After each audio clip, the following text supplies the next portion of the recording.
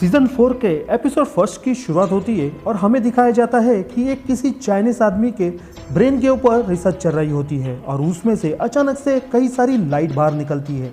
उस कारण वहाँ के सारे साइंटिस्ट को वो लाइट परेशान करने लगती है। थोड़ी देर बाद हमें ये पता चलता है कि वो आदमी ने अपने हाथ में बैग लिया होता है और वो वहाँ से भागने की कोशिश करता है। आगे हम न्यूयॉर्क सिटी को देखते हैं जहाँ पुरानी कार में से बैन बाहर निकलता है और उसे देखकर ऐसा लगता है कि जैसे उसने कई दिनों से अपने आप पर ध्यान देना बंद कर दिया है। कार के डिक्की में से वो कई सारे मिसिंग पोस्टर बाहर निकलता है। जैसे कि हमें पता है पिछले सीजन के आखिरी एपिसोड में एंजेलिना एडन को लेकर भाग जाती है। अगर आपने पिछले तीनों सीजन नहीं देखे हैं तो लिंक आपको डिस्क्रिप्शन में मिल जाएगी, आप वहाँ से सारे सीजन देख सकते हो। तो उस पैम्पलेट को देखकर ऐसा लगता है कि मानो कई साल बीत चुके हैं और तभी उसे गैब्रियन का कॉल आ जाता है, लेकिन बैन वो कॉल को रिसीव नहीं करता बल्कि उसे कट कर देता है। बैन हर रोज की तरह आज भी पैम्पलेट चिटकाने हर जगह पे जाता है, लेकिन जिन जिन जगह पे वो जाता है वहाँ पे स्कैल के पहले ही मिसिंग पोस्टर उसे दिख जाते हैं। लेकिन हमें पिछले सीजन में ही पता चल चुका था कि स्कैल मिसिंग नहीं है बल्कि वो बड़ा हो चुका है। तभी बैन को सेल फोन के ऊपर एक अलर्ट मैसेज आ जाता है। फिर हमें फ्लैशबैक का सीन दिखाया जाता है। आखिर उस दिन हुआ क्या था। बैन को ये जैसे ही पता चलता है कि उसे एंजेलिना को रोकना है, वो वापस अपने घर की तरफ दौड़ता है। तभी वहाँ पे पहले से पुलिस मौजूद होती है और जब उसे ये पता चलता है कि ग्रेस मर चुकी है वो पूरी तरह से बेकाबू हो जाता है। वहाँ पे ऑलिव आ जाती है और वो अपने डैड से लिपट कर रोने लगती है और वो कहती है कि एंजेलिना ने मेरी मॉम को मार दिया और ईडन को लेकर भाग गई। और ये सब दूर एक कार के पीछे छुपकर स्कैल देख रहा होता है, लेकिन जब वो अपने आप को मिरर में देखता है तो वो खुद चौंक जाता है। अब हमें फिर से एक बार प्रेजेंट टाइम दिखाया जाता है जहाँ पर बैन जेरिड से बात करता है और वो उसे कहता है कि हमें प्रेस कॉन्फ्रेंस करनी चाहिए। जेरिड उसे कहता है कि सालों से हम ढूंढने की कोशिश कर रहे हैं और आगे भी करते रहेंगे। बैन उसे कहता है कि मैं जिन जिन जगहों पे जा रहा हूँ वहाँ पे मिसिंग पोस्टर पहले से मौजूद है और वहाँ पे अब कुछ और भी मिसिंग पोस्टर लग चुके हैं, मुझे जल्द से जल्द रिजल्ट चाहिए। जेरिड उसे कहता है कि तुम परेशान मत होना, हम अभी भी ढूंढ रहे थे और आगे भी ढूंढते रहेंगे, फिलहाल तुम्हें घर पर जाना चाहिए। यहाँ पर जेरिड के यूनिफॉर्म को देखकर ऐसा लगता है कि मानो उसका डिमोशन हुआ है, प्रमोशन नहीं, अब वो नॉर्मल पुलिस ऑफिसर बना है। आगे हमें मिशेल और जिक दिखाए जाते हैं और उन दोनों को देखकर ऐसा लगता है कि मानो वो लोग अपने लाइफ में काफ़ी खुश है। ऑलिव भी काफ़ी बड़ी हो चुकी है, अब वो खुद जॉब करने लगी है। स्कैल फेक आईडी के साथ उन लोगों के साथ रहने लगा है, माना कि उन लोगों को पता है कि वो स्कैल है, लेकिन अभी भी गवर्नमेंट और लोगों की नज़र में वो मिसिंग है और उसकी तलाश अभी भी जारी है। जीक और ऑलिव दोनों जन जॉब पर निकल जाते हैं। मिशेल हर रोज़ की तरह स्कैल से बात करती है और ठीक उसी वक्त मिशेल को कॉलिंग आती है। कॉलिंग में उसे दिखाई देता है कि वो खुद पानी में है, आसपास कई सारे फ्लावर्स है और फ्लावर्स के अंदर वो एक डॉकयार्ड को देखती है और डॉकयार्ड के अंदर वो कई सारे कंटेनर को स्टोर किया हुआ दिखाई देता है। मिशेल जब कॉलिंग में से बाहर आती है तो यही सवाल वो स्कैल से पूछती है, क्या तुम्हें कॉलिंग दिखाई दी थी? स्कैल हमेशा की तरह ना में जवाब देता है, मानो कि उसे 2 सालों से कॉलिंग आना बंद हो चुकी है, या फिर हम ये समझ सकते हैं कि उसने अपने कॉलिंग की टास्क कंप्लीट कर लिया है। आगे मिशेल उस डॉकयार्ड के पास पहुंच जाती है जहां पे कई सारे कंटेनर को स्टोर किया होता है। अब बस उस कंटेनर को ढूंढना होता है। वो आगे बढ़ती है, वहाँ पर हमें यह पता चलता है कि उस डॉकयार्ड के बीचों बीच में से कई सारी रोशनी बाहर निकल रही है। बस मिशेल को वहाँ तक पहुँचना होता है। मिशेल अपने आप को बस से बचाते हुए वो आगे बढ़ती है। तब उसे एक कंटेनर दिखाई देता है, उसके ऊपर फ्लावर का भी सिंबल उसे दिखाई देता है। वो कंटेनर को ओपन करती है, वो अंदर चेक करने की कोशिश करती है। तब अंदर उसका कोई तो पैर पकड़ लेता है। मिशेल डर जाती है। ध्यान से देखने के बाद हमें ये पता चलता है कि वो फ्लाइट 828 का आदमी है, उसके हाथ पर भी 828 लिखा होता है। फिर हमें ये भी पता चलता है कि शुरू में हमने जिस आदमी को बैग लेकर भागते हुए देखा था ये वही आदमी है और जो रोशनी डॉकयार्ड के बीचों बीच निकल रही थी वो इसी में से निकल रही थी। मिशेल उसे उठाकर कंटेनर में से बाहर निकालती है और वहाँ के वर्कर की हेल्प लेकर उसे अपने कार में बिठा देती है। तब वो आदमी उसके हाथ के ऊपर 828 का नंबर देख लेता है और वो मिशेल से पूछता है कि इसे लेकर कहाँ जा रहे हो, तुमने अभी तक एम्बुलेंस को फ़ोन क्यों नहीं किया। तब मिशेल वहाँ से चुपचाप निकल जाती है। वो आदमी उसे देखते ही रह जाता है। आगे हमें एक सीक्रेट लैब दिखाया जाता है जहाँ पर कई सारे कंप्यूटर है और उस कंप्यूटर के अंदर कई सारे जगहों पर नज़र बनाई जाती है और हमेशा की तरह हमें वैंस दिखाया जाता है जो कि इस सीक्रेट लैब को लीड करता है और उस जगह पर एक फुटेज को बार बार चलाया जाता है और उस फुटेज के अंदर हमें पता चलता है कि उस फुटेज में कैप्टन और पूरा का पूरा प्लेन गायब हो चुका है। वैंस उस फुटेज को देखकर सामने वाले से कहता है कि इसे बार बार चलाने से हमें क्या पता चलेगा। तब हमें वहाँ पे सानवी दिखाई जाती है जो कि वैंस के सुपरवाइजिंग में काम करते हुए हमें दिखाई देती है। तब सानवी उन्हें कहती है कि मैं इस फुटेज को बार बार अलग नज़र से देखने की कोशिश कर रही हूँ, जो आमतौर पर आम आदमी कभी नहीं देखता। जेरिड से बात करने के बाद बैन घर आ जाता है और वो अपने बेटे स्कैल को नज़रअंदाज कर वो अपने कमरे में चला जाता है। कमरे की हालत देखकर ऐसा लगता है कि उसने पूरे घर में किसी एक कोने को अपना रूम बना लिया है और वहाँ पर थोड़ी देर बाद हवा चलने लगती है और आजू बाजू पेपर उड़ने लगते हैं। वहाँ पर स्कैल आ जाता है। बैन उसे पूछता है कि तुम्हें कुछ महसूस हो रहा है। स्कैल कहता है कि मुझे कुछ भी महसूस नहीं हो रहा है। तभी बैन का ध्यान उस रिसर्च बोर्ड पर जाता है और उसमें से कई सारे फोटो के बीच एक फ़ोटो उस हवा से उड़ने की कोशिश करता है और वो फ़ोटो और किसी का नहीं बल्कि एना रॉस का होता है और ये बैन के लिए एक कॉलिंग होती है। बैन जैसे ही एना रॉस की फ़ोटो को छू लेता है, हवा चलना अपने आप बंद हो जाती है। स्कैल अपने डैड से पूछता है ये हो क्या रहा था। बैन कहता है कि ये लेडी मुसीबत में है और इसे हमारी हेल्प चाहिए। स्कैल उन्हें पूछता है आप इसकी हेल्प करोगे। बैन कहता है कि इसका जवाब तुम्हें मिशेल देगी, उसी से पूछ लेना। स्कैल कहता है डैड आपको भी कॉलिंग को फॉलो करना चाहिए, हो सकता है इससे आपको हेल्प मिले। बैन कहता है कि मैं कॉलिंग को फॉलो नहीं कर सकता, मेरे पास ऑलरेडी काम है और वैसे भी कॉलिंग बदलते रहती है।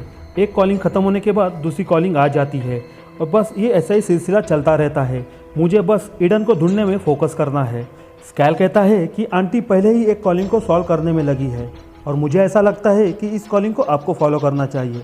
बैन कहता है कि इस कॉलिंग में ऐसा कुछ भी नहीं है, ना ही कोई मिसिंग है, तो मुझे इसमें ध्यान देने की ज़रूरत नहीं। क्यों ना तुम इस कॉलिंग को सॉल्व करो, अब तो तुम बड़े भी हो चुके हो, तकरीबन 5 या 6 साल बड़े, तो तुम NSA लैब जाओ तो फिर तुम्हें मुझे भी पूछने की ज़रूरत नहीं पड़ेगी। स्कैल कहता है कि इस मुंह से वहाँ पर जाओ डैड और क्या बोलकर मैं अपनी आइडेंटिटी उन्हें बताऊँ। मैं खुद वापस आ चुका हूँ और मैं अपने ही घर में चोरी छुपे रह रहा हूँ। बैन कहता है तुम ऐसा करो, तुम अपना फेक आईडी गैब्रियन यूज़ करो। दूसरी तरफ हॉस्पिटल में ज़ीक लोगों की फीलिंग पढ़कर उनकी हेल्प करने की कोशिश करता है। मिशेल अपनी कार की स्पीड बढ़ाकर जल्द से जल्द वैंस के सीक्रेट प्लेस पर पहुंच जाती है और उस आदमी को मेडिकल फैसिलिटीज़ प्रोवाइड करती है। सानवी कहती है फिलहाल इस आदमी का हार्ट भी स्टेबल है, अगर इसका डिहाइड्रेशन कम हुआ तो इसका ब्रेन भी फंक्शन करने लगेगा। मिशेल सानवी से पूछती है इस आदमी को हुआ क्या है और इसके हाथ पर फ्लाइट 828 क्यों लिखा है। पीछे से वैंस आता है और वो उन्हें कहता है यह आदमी पिछले 2 साल पहले ही मर चुका है और इसका नाम हेनरिक किम है और ये बात सिंगापुर गवर्नमेंट ने खुद कहा है।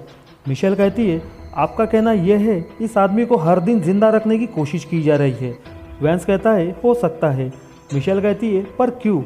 वैंस कहता है हो सकता है चाइनीज़ साइंटिस्ट इसके ऊपर एक्सपेरिमेंट कर ये पता लगाने की कोशिश कर रहे होंगे कि फ़्लाइट 828 के पैसेंजर के अंदर आखिर है क्या। मिशेल अपने आप से ही सवाल पूछती है आखिर मुझे कॉलिंग कहना क्या चाहती है। और तभी उस आदमी को होश आता है और वो होश में आते ही एक ही बात को बार बार दोहराता है वो लड़का कहाँ है, वो लड़का कहाँ है। वैंस कहता है कि मुझे नहीं पता कि ये किस लड़के के बारे में बात कर रहा है। मिशेल कहती है हो सकता है ये स्कैल के बारे में बात करता होगा। दूसरी तरफ स्कैल एना रॉस से मिलने उसके घर चला जाता है और अपना नाम गैब्रियन बोलकर वो अपना इंट्रोड्यूस करवाता है। वो कहता है मैं आपकी हेल्प करने यहाँ पर आया हूँ। एना मान जाती है और उसे घर से बाहर लेकर आती है, ये बोलकर कि दीवारों को भी कान होते हैं। एना बैन के बारे में उसे पूछती है। स्कैल वही कहता है जो फिलहाल बैन की हालत है। स्कैल आगे कहता है मैं आपके कॉलिंग के बारे में जानना चाहता हूँ। एना कहती है कि मैं कॉलिंग में देखती हूँ कि एक सुनसान जगह है और वहाँ पे विंड मिल है और इसकी मैं ड्राइंग भी निकाली है। स्कैल उन्हें गूगल के ऊपर वही सेम फ़ोटो दिखाता है। एना उसे देखकर ही बोलती है यही फ़ोटो है। और तभी मिशेल का स्कैल को मैसेज आता है मुझे तुम्हारी ज़रूरत है और इस वजह से स्कैल को वहाँ से तुरंत निकलना पड़ता है। मिशेल घर आ जाती है और वो कॉलिंग को कड़ी से कड़ी जोड़ने की कोशिश करती है। बैन उसकी कॉलिंग में ज़रा भी इंटरेस्ट नहीं दिखाता। मिशेल उसे समझाने की कोशिश करती है मुझे पता है कि तुम ईडन को लेकर काफ़ी परेशान हो, पर तुम्हें ये नहीं भूलना चाहिए डेड डे नज़दीक आ रहा है। बैन कहता है मुझे फ़र्क नहीं पड़ता। तब मिशेल उसे कहती है देखो ये बस तुम्हारे बारे में नहीं, इसमें पूरी फैमिली सफ़र कर रही है और तुम्हें इसमें ध्यान देना चाहिए क्योंकि अगर तुम्हें ईडन को ढूंढना है तो सबसे पहले तुम्हें ज़िंदा रहना होगा मैं कोशिश में लगी हूँ किसी तरह से इस कॉलिंग को कंप्लीट कर सकूँ, पर तुम अकेले रहने का ठान लिया है। तभी वहाँ पर स्कैल आ जाता है और वो अपने डैड से कहता है कि मैं एनारो से मिलकर आया हूँ और उसने ये जगह दिखाई है, आपको भी ये देखना चाहिए। लेकिन बैन उसे कहता है तुम दोनों इस कॉलिंग को सॉल्व करो, और ना चाहते हुए भी वो दोनों को वहाँ से जाना पड़ता है। वो दोनों जैसे ही चले जाते हैं उसके बाद बैन फूट फूट कर रोने लगता है, क्योंकि उसे पता है उसका ऐसा बर्ताव फैमिली को कितना परेशान कर रहा है। तभी उनके घर पे कोई तो आता है। मिशेल स्कैल को छुपने कहती है, फिर पता चलता है वो और कोई नहीं बल्कि जेरिड होता है। जेरिड मिशेल को देखकर कहता है काफ़ी दिनों के बाद तुमसे मुलाकात हुई। मिशेल भी हंसकर उसे हाँ में जवाब देती है और तब वो स्कैल को बाहर आने कहती है। जेरिड मिशेल से कहता है फिलहाल मैं तुमसे नहीं, आज मैं बैन से मिलने आया हूँ। मिशेल उसकी तरफ देखती है, तब वो उसे पूछती है कि तुम पुलिस के यूनिफॉर्म में क्यों हो। जेरिड उसे कहता है कि सच का साथ देने के यही नतीजे होते हैं, उन लोगों ने मुझे इस लायक समझा। मिशेल अपनी नज़र नीचे झुकाती है, क्योंकि उसे पता है आज जेरिड की जो भी कुछ हालत है उसकी वो खुद जिम्मेदार है। वो वहाँ से चुपचाप चली जाती है। वहाँ से जेरिड बैन के रूम में आ जाता है। बैन उसे देखकर इतना ही कहता है, कहो कि तुम भी अब मेरी हेल्प नहीं कर सकते। जेरिड कहता है ऐसा नहीं है, मैं बस इतना चाहता हूँ कि बस तुम ये सब कुछ रोक दो, काफ़ी टाइम हो चुका है और ये मैं तुम्हारे लिए एक रिपोर्ट लाया हूँ। इसमें साफ साफ लिखा है NYPD का कोई भी आदमी अब तुम्हारी बेटी को ढूंढने में मदद नहीं करेगा, क्योंकि वो लोग इस केस को बंद करना चाहते हैं, क्योंकि उनका मानना ये है कि ईडन अब जिंदा नहीं है। लेकिन बैन इस बात को मानने को तैयार नहीं होता। जेरिड उसे समझाता है, देखो हमने एंजेलिना और ईडन को ढूंढने की काफ़ी कोशिश की, लेकिन हमें उसका कोई भी जवाब नहीं या रिस्पांस नहीं मिला। लेकिन बैन का मानना यह होता है जब तक उन दोनों की बॉडी नहीं मिलती तब तक मैं यही समझूंगा कि वो लोग दोनों अभी भी जिंदा है और मैं उसे ढूंढने की कोशिश जारी रखूंगा। जेरिड उसे सॉरी कहता है, ये बोलकर कि आज के बाद NYPD का कोई भी आदमी और ऑफिसर तुम्हारी इस काम में हेल्प नहीं करेगा। इतना बोलकर वो चुपचाप वहाँ से चला जाता है। बैन गुस्से से उस रिपोर्ट को लात मार देता है। उस रिपोर्ट में से एक सर्टिफिकेट बाहर गिरता है और ये बैन के लिए एक हिंट होती है। फिर हमें फ्लैशबैक का वो सीन दिखाया जाता है। आखिर उस वक्त हुआ क्या था जब स्कैल पहली बार घर आया। ऑलिव उसे देखकर ही पहचान जाती है कि ये स्कैल है। वो अपने डैड से लिपट कर रोने लगता है। ऑलिव उसे कहती है कि मॉम के साथ आखिरी वक्त तुम थे, तो मैं तुमसे जानना चाहती हूँ कि एंजेलिना घर में कैसे घुसी। तब स्कैल रोते हुए सबसे कहता है कि मैंने उसे बताया था कि हम घर की चाबी कहाँ पे रखते हैं, मैं तो बस उसकी हेल्प करना चाहता था, मुझे नहीं पता था कि एंजेलिना ऐसा सब कुछ कर देगी। ऑलिव उस पर भड़क जाती है और वो कहती है तुम्हारे वजह से मॉम मर चुकी है और ईडन घर पर नहीं है, इस सब के पीछे तुम ही हो और तुम ही इस सब के कातिल हो। बैन ये सब सुनकर शॉक ही हो जाता है, अपना ही बेटा इतनी बड़ी गलती कर देता है। अब हमें प्रेजेंट टाइम दिखाया जाता है, जहाँ पर हमें पता चलता है बैन को ये सारी चीज़ें याद आने लगती हैं। दूसरी तरफ उस आदमी को थोड़ा बहुत होश आने लगता है, लेकिन वैंस की टीम अभी भी उस आदमी की हेल्प नहीं कर पाती, क्योंकि उन्हें पता ही नहीं कि इस आदमी के साथ हुआ क्या है। इसीलिए वो लोग जीक को बुलाते हैं ताकि वो उसकी फीलिंग समझकर उनको पता चल सके आखिर इस आदमी के साथ हुआ क्या है। जीक उसकी फीलिंग को पढ़ने की और महसूस करने की कोशिश करता है। जीक उन्हें कहता है कि यह आदमी काफ़ी मुश्किलों से गुजर रहा है। वैंस उसे पूछता है क्या हुआ है इससे। जीक उसे इतना ही कहता है, अभी मैं कुछ भी नहीं बता सकता, मुझे अब जाना होगा। जीक उसी हालत में डरते हुए वहाँ से चला जाता है, जैसे कि उसने बहुत कुछ पता लगा लिया हो। बाहर आकर जीक अपने छाती पर हाथ लगाकर नीचे बैठ जाता है, जैसे कि उस आदमी के ऊपर हुए एक्सपेरिमेंट का पूरा असर जीक पर हुआ हो। वो आदमी एक बॉक्स के बारे में और लड़के के बारे में पूछता है। वैन सानवी से कहता है कि मुझे किसी बॉक्स के बारे में पता नहीं। वो आदमी बस इतना ही कहता है, मुझे उस लड़के से मिलना है, और यही बात को वो बार बार रट लगाए बोलते रहता है। इस कारण उसका बीपी भी हाई हो जाता है। सानवी उसे बेहोशी का इंजेक्शन दे देती है ताकि वो शांत हो सके। घर पर बैन नींद में से उठता है और अपने हाथ में बोर्ड पकड़कर उसे घूरते रहता है, और फिर एक बार हवा चलने लगती है, लेकिन इस बार वो सर्टिफिकेट उड़कर उसके पास आ जाता है और ये बैन के लिए क्लू होता है। और पता चलता है कि हो ना हो ईडन यही कहीं पर है, बैन उस जगह पे पहुंच जाता है जो स्कैल उसे पहले ही बताना चाहता था। वहां पर पहले से ही एना रॉस मौजूद होती है। उसे देखकर वो बैन उससे मिलने जाता है। एना उसे कहती है कि मुझे कॉलिंग आई थी इसलिए मैं यहाँ पर आई हूँ। बैन कहता है कि ईडन यहीं पर है, हमें बस उसे ढूंढना है। बैन जैसे ही आगे बढ़ता है हवा का डायरेक्शन उसे कुछ बताने की कोशिश करती है। बैन उसे पूछता है क्या तुम्हें इसके बारे में कुछ पता चल रहा है। एना को इसके बारे में ज़रा भी कुछ पता नहीं चलता क्योंकि ये बैन के लिए कॉलिंग होती है। बैन आगे बढ़ता है। दोनों जन ईडन की तलाश में जंगल के काफ़ी अंदर आ जाते हैं। बैन जोर से ईडन का नाम पुकारता है ताकि वो कहीं पर भी होगी तो वो सुन सके। दूसरी तरफ स्कैल और मिशेल फिर से एक बार डॉकयार्ड के पास पहुंच जाते हैं। वहां पर स्कैल को एक काम करना होता है। मिशेल जिस कंटेनर में गई थी और उस आदमी को लेकर बाहर आई थी, बस उसे वही कंटेनर में जाना है और वहां से जो आदमी बॉक्स के बारे में पूछ रहा है उसे वो लेकर आना है। इसीलिए मिशेल उसे कॉल के ऊपर गाइड करने लगती है। स्कैल जैसे आगे बढ़ता है वैंस उसे कैमरे से उस पर नज़र बनाए रखता है ताकि अगर कोई प्रॉब्लम होगी तो सिचुएशन को संभाल सके। लेकिन यहाँ पर और एक प्रॉब्लम आ जाती है। मिशेल के सामने जेरिड आ जाता है। जेरिड उसे देखकर कहता है कि यहाँ पर आम लोगों को आना मना है। मिशेल उसे बातों में उलझाए रखती है ताकि स्कैल अपना काम कर सके और फाइनली वो कंटेनर स्कैल को दिख जाता है। स्कैल उस कंटेनर के अंदर चला जाता है और वो बॉक्स ढूंढने की कोशिश करता है जो उस आदमी को चाहिए होता है। फिर उसे पता चलता है कि ये कोई आम बॉक्स नहीं बल्कि ये ब्लैक बॉक्स है और ये ब्लैक बॉक्स उसी प्लेन का होता है जिस प्लेन के ऊपर ये सारे प्रॉब्लम चल रहे हैं। वो उसे लेकर बाहर आ जाता है क्योंकि ये आज तक की सबसे बड़ी खोज होती है। ईडन की तलाश में बैन काफ़ी जंगल के अंदर आ जाता है। वहाँ पर उसे बच्चे के रोने की आवाज़ आने लगती है। बैन खुश हो जाता है क्योंकि उसे अब ईडन मिल चुकी है। बैन जैसे ही आगे बढ़ता है तब उसे पता चलता है कि ये ईडन नहीं बल्कि ये छोटा लड़का है जिसके डैडी पत्थर पर गिरने की वजह से बेहोश हो चुके हैं। कुछ ही पल में बैन की सारी खुशी अफसोस में बदल जाती है, लेकिन फिर भी बैन अपने आप पे काबू पाता है और उस आदमी को पानी में से बाहर निकालता है। स्कैल और मिशेल जेरिड को चकमा देकर वहां से निकलते हैं। अब स्कैल के हाथ में वो बॉक्स है। फिर हमें फ्लैशबैक का वो सीन दिखाया जाता है जहाँ पहली बार सानवी स्कैल से मिलने आती है। उसे देखकर पहले तो चौंक जाती है, उसके बाद उसे पूछती प्लेन के बारे में क्या क्या तुम बता सकते हो।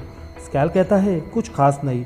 तब सानवी उसे कहती है प्लेन अब गायब हो चुका है और इसी कारण स्कैल को वो फ्लैशबैक का सीन याद आता है क्योंकि उसी प्लेन का ब्लैक बॉक्स अब उसके पास है। सभी लोग अंदाज़ा लगाने की कोशिश करते हैं आखिर इतने साल ये बॉक्स था किसके पास।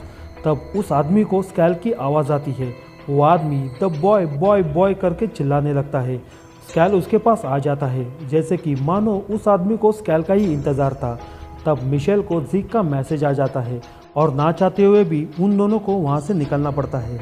वहाँ पर पुलिस और मेडिकल टीम आ जाती है और उस आदमी को बचाया जाता है।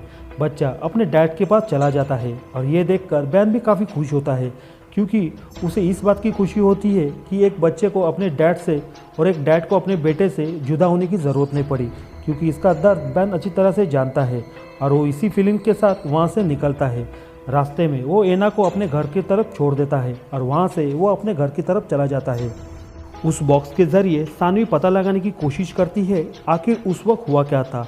उसमें कई सारे पैसेंजरों की आवाज़ थी जो हेल्प के लिए आवाज़ लगा रहे थे और उसमें कैप्टन की आवाज़ भी मौजूद थी, लेकिन क्लियर वॉइस ना होने की वजह से उन लोगों को ठीक से कुछ पता नहीं चल रहा था। बैन जब घर आ जाता है सभी लोग खुश हो जाते हैं। जीक उसे कहता है आज तुमने एक बेटे को उसका पिता लौटा दिया है, ये काफ़ी खुशी की बात है, लेकिन अब तुम्हें भी मान लेना चाहिए अब ईडन इस दुनिया में नहीं है। लेकिन बैन काफ़ी इमोशनल हो जाता है और वो अपने परिवार से कहता है आप लोग जो भी समझो लेकिन मेरे लिए ईडन अभी भी जिंदा है, और यही बोलकर वो डेथ सर्टिफिकेट को जला देता है। दूसरी तरफ एना अपने किचन में काम कर रही होती है और उस पर जली हुई राख गिरती है। अब यह राख कौन सी है आप मुझे कमेंट बॉक्स में बताना, जिसका भी आंसर सही होगा आने वाली वीडियो में उसका नाम मैं रिवील करूंगा। और यहाँ पर एक बड़ी बात रिवील हो जाती है, ईडन सच में जिंदा होती है और वो अभी भी एंजेलिना के पास होती है। इसका मतलब ये होता है कि एना को ये पहले से ही पता था ईडन और एंजेलिना दोनों जिंदा है और वो उसी के घर में है।